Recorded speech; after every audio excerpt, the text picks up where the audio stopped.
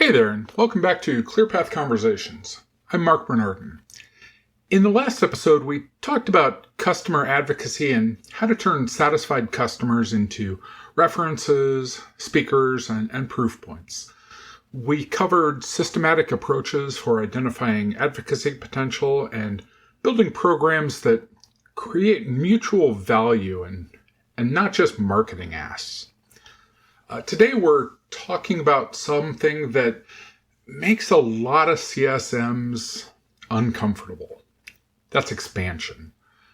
Specifically, how to introduce CS-led upsell opportunities without feeling like you're abandoning your advisory role and turning into a quota-carrying salesperson.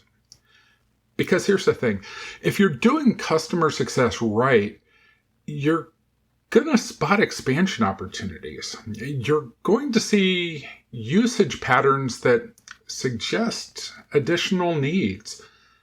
You're going to hear about challenges that your platform could solve. And you're going to have customers who trust you enough to listen when you bring something to their attention. But the moment you start talking about additional products or upgrades, something shifts. You feel it, they feel it, and if you're not careful, you can damage the very relationship you've worked so hard to build. So in this episode, we're going to talk about how to navigate that middle lane, how to drive revenue growth without compromising trust. How to position expansion as strategic problem solving instead of transactional selling. Because when it's done right, CS-led expansion doesn't feel salesy. It feels like exactly what it should be. You helping your customer succeed. Let me start with what doesn't work. When I was at Palo Alto Networks, I was mentoring a group of CSMs during an extended leadership leave. One of them came to me excited about an expansion opportunity. It's a great customer, strong usage, really positive sentiment. They'd been with us for a couple of years, and the relationship was really solid. Leadership had launched new products, and they were pushing the CS team to drive expansion. This CSM wanted to do it right. So he showed me his plan before executing on it. He built a 15-slide deck about our new capabilities, feature by feature, use case by use case, pricing tier by pricing tier. He planned to schedule a call and walk the customer through everything. I stopped him. I said, before you present anything, tell me what problem this solves for them. Not what it does, what problem it solves. He couldn't answer it. He knew the features, he knew the benefits, but he didn't know the customer's problem. So we changed the approach. Instead of a presentation, we built a discovery conversation. Instead of leading with product, we led with questions about their current challenges. That expansion closed at $47,000. But more importantly, the relationship strengthened because we approached it consultatively instead of transactionally. That's the difference. When you lead with product, you're selling. When you lead with discovery, you're solving. And customers can feel the difference immediately. So let's talk about what actually works. The best CS-led expansion doesn't start with products. It starts with problems. You don't lead with, we have this new module that would be great for you. You lead with, I've been noticing some patterns in your usage data, and I want to ask you a few questions. You don't say, here's what we can sell you. You say, here's what I'm seeing in your environment. Does this align with what you're experiencing? The difference is discovery. You're not pitching, you're asking. And that shift, it makes all the difference, because when you start with discovery, you're staying in your advisory role. You're still their CSM. You're just being curious about whether there's a bigger problem that you could help them solve. Let me give you a real example. Again, when I was at Palo Alto, I was managing a large retail account. They'd been using our platform to feed threat data into their SIM for analysis by their SOC team. Good adoption, strong results, no complaints. But I started noticing something in their usage patterns. They were ingesting alerts from our platform, but they weren't leveraging any of the advanced correlation capabilities. They were treating every alert the same, even though different business units had completely different risk profiles and threat patterns. So I sent the CISO a quick note. Didn't mention products, didn't mention expansion. I just said, I've been looking at your alert volumes and I wanted to ask you something. Are you seeing different threat patterns across business units? Because I'm noticing some interesting variations in the data coming from your finance systems versus your warehouse operations. He got right back to me within an hour. Yeah, our finance team is getting hammered. We think they're being targeted specifically because of their access to our payment systems. And that opened the door. I said, would it be helpful to have a conversation about how other customers are handling business unit specific threat correlation? I'm not sure it's relevant to your setup, but I'd be happy to walk you through some approaches. That's it. That was my pitch. We scheduled a 30-minute call. I didn't bring slides. I didn't bring a product demo. I brought examples, real customer stories, data. And I asked more questions. How are you currently prioritizing alerts from the different business units? What's your biggest concern with your finance team's exposure? If you could correlate threats differently across your organization, what would that look like? By the end of the call, he was the one asking about additional capabilities. He was the one saying, do we have access to that? And when I explained that it was part of a different service tier, he didn't feel sold to. He felt like I had helped him identify a solution to a problem that he didn't even realize he had. That expansion added $18,000 to the contract, but more importantly, it strengthened the relationship. Because I didn't pitch him. I helped him think strategically about a security program. That's what CS-led expansion looks like when it's done right. It's not transactional. It's consultative. So here's the framework that I use for identifying and positioning expansion opportunities. I call it the expansion conversation framework. And it keeps you firmly in your advisory role while opening doors for revenue growth. The framework has 5 parts, and each one builds on the last. The first part is context setting. This is where you reference the specific signals that you've observed. You're not pitching, you're just opening the door. I've been noticing some patterns in your usage data, and I want to ask you a few questions. That's it. 5 minutes tops. You're given context for why you're reaching out. Part 2 is the situation exploration. This is where you ask open-ended questions about the broader context. Not just the specific signal that you notice, but the environment around it. What are they trying to accomplish? What's working? What's not?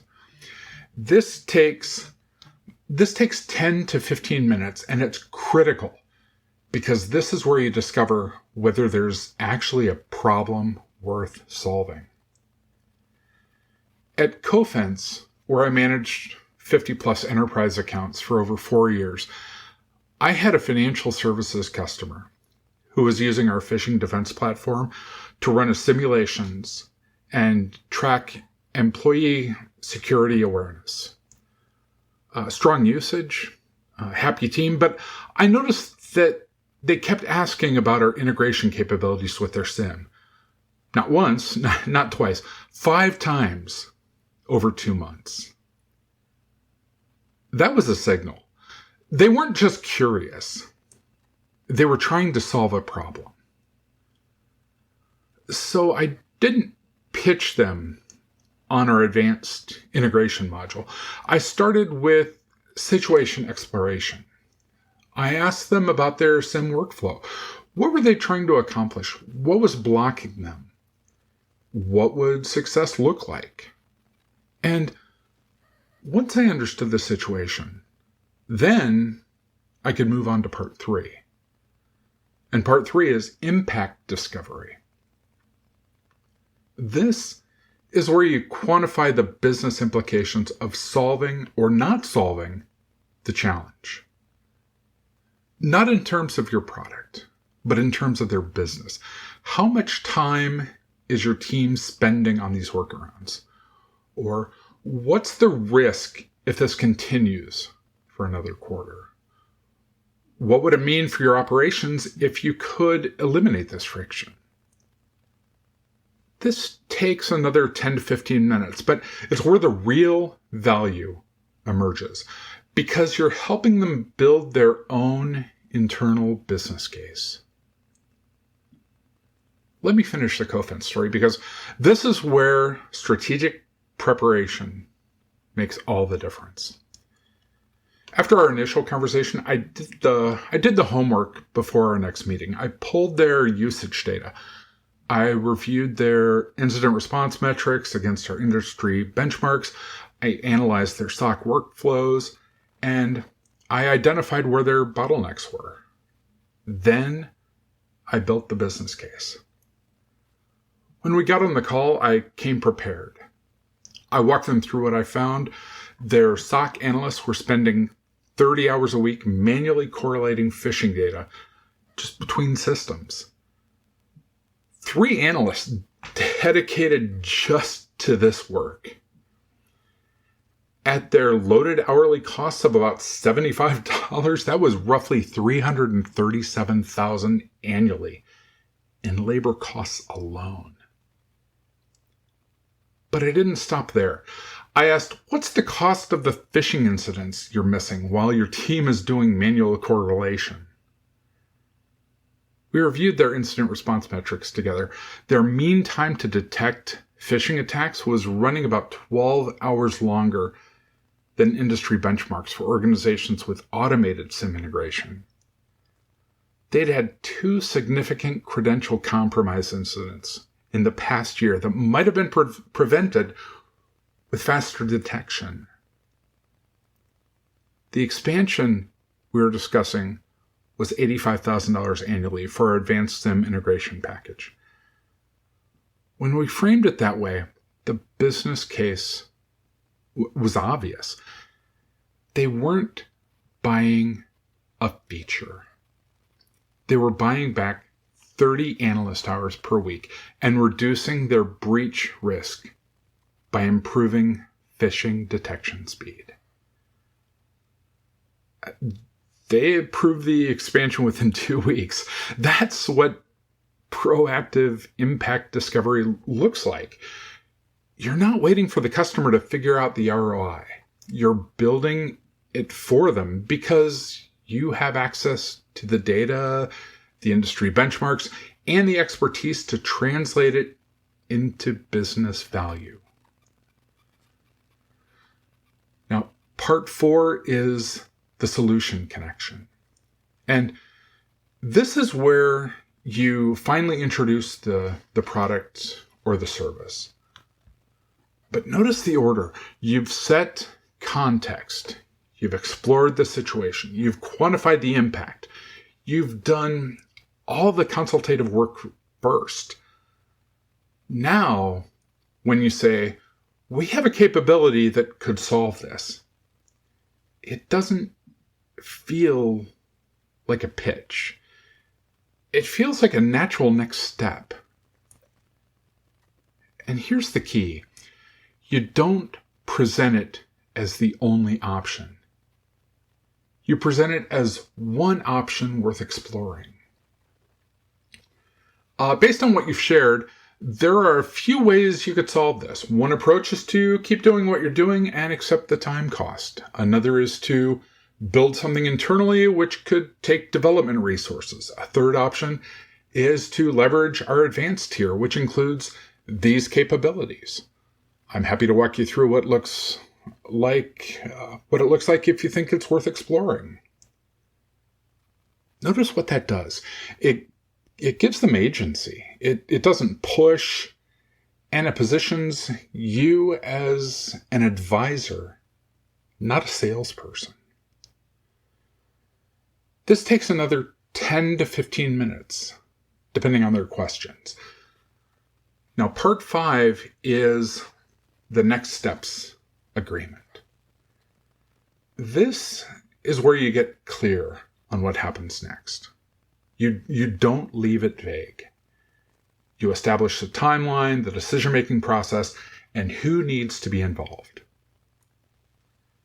If you want to explore it further, here's what I recommend. Let's schedule a deeper conversation for next week where I can walk you through implementation details. I'll also pull together some examples from similar customers in your industry. Does that timeline work for you? This takes 5 minutes, but it's critical because it creates momentum. Expansion opportunities die in ambiguity. You need clarity on the next steps. Now let's talk about what makes CSMs uncomfortable about this, because I know some of you are listening and thinking, that all sounds great, Mark, but I'm not in sales. I didn't sign up to carry a quota. Here's the thing. CS-led expansion isn't about turning you into a salesperson. It's about recognizing that you're in the best position to identify opportunities because you're the closest to the customer. You see the usage data. You hear the challenges. You understand the business context. Sales doesn't have that visibility. And if you don't surface these opportunities, they'll be missed. That doesn't mean you have to close the deal. In most organizations, sales still owns the commercial relationship. Your job is to identify the opportunity, to validate the need, and to facilitate the introduction. But you have to do the first part, because if you don't, you're leaving value on the table. Value for your customer because they're not solving problems that they didn't know could be solved. And value for your company because you're missing revenue growth. So think of it this way. CS-led expansion is an extension of your advisory role, not a departure from it. You're not selling, you're solving. And when you solve a problem in a way that requires additional capabilities, that's expansion. Let me give you one more example, because I think this brings it all together. At Swimlane, I had a mid-market customer in the financial services space. They'd been using our SOAR platform for about a year. Good adoption, no complaints. The renewal was not at risk. But during one of our quarterly business reviews, their VP of security operations just mentioned something in passing. He said, "We're getting killed by the volume of security alerts. The automation is helping, but we need better threat intelligence integration, not just playbook execution." That was a signal, and I recognized it immediately as a potential expansion opportunity. But I knew better than to pitch a solution right away. Instead, I used the framework. I started with more questions. What does better threat intelligence integration look like for you?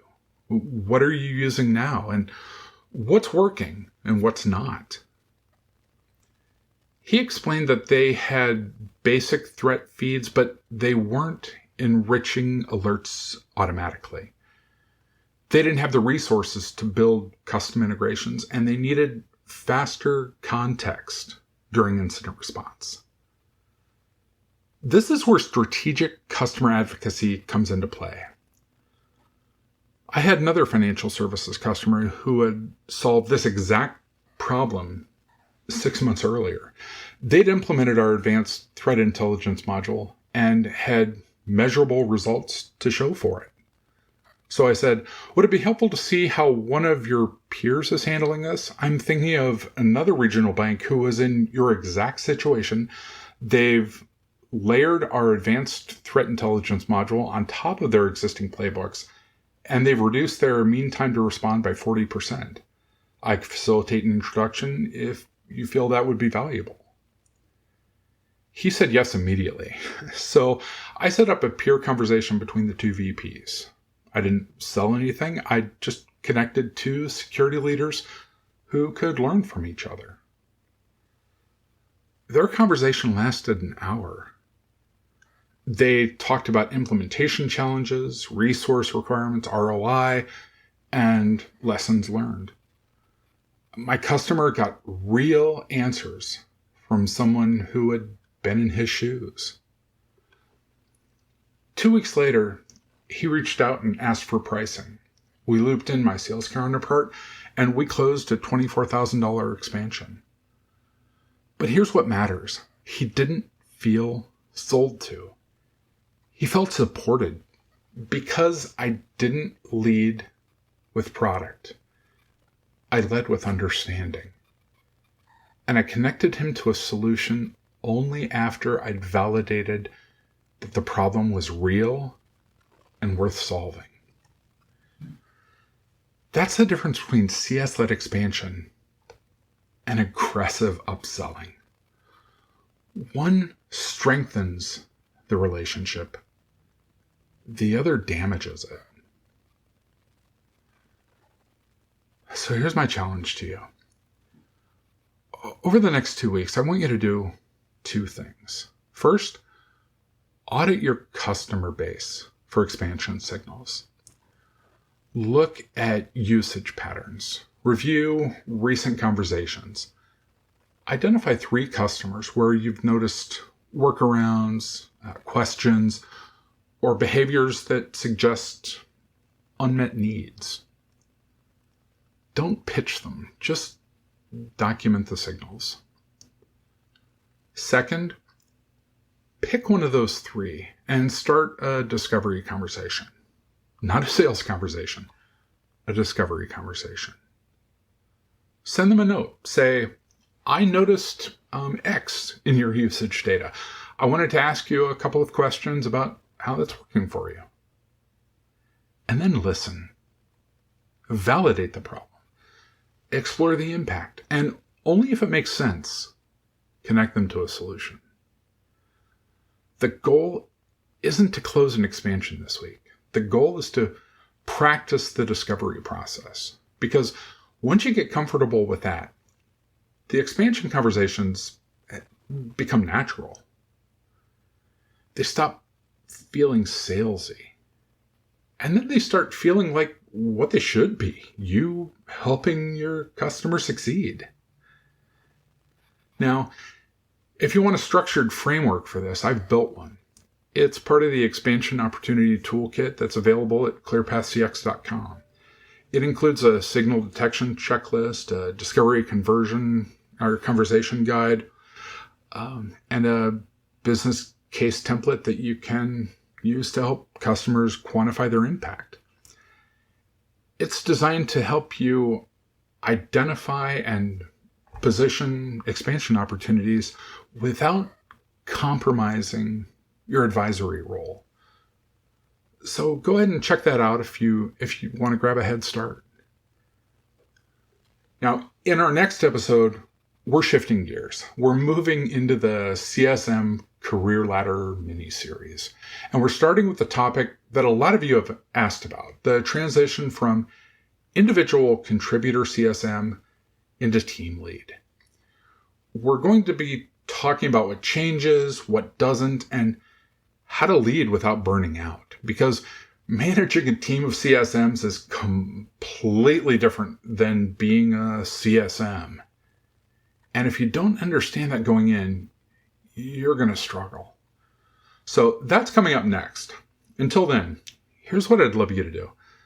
Think about one customer that you've noticed an expansion signal. Maybe it's a usage pattern, maybe a question they've asked multiple times.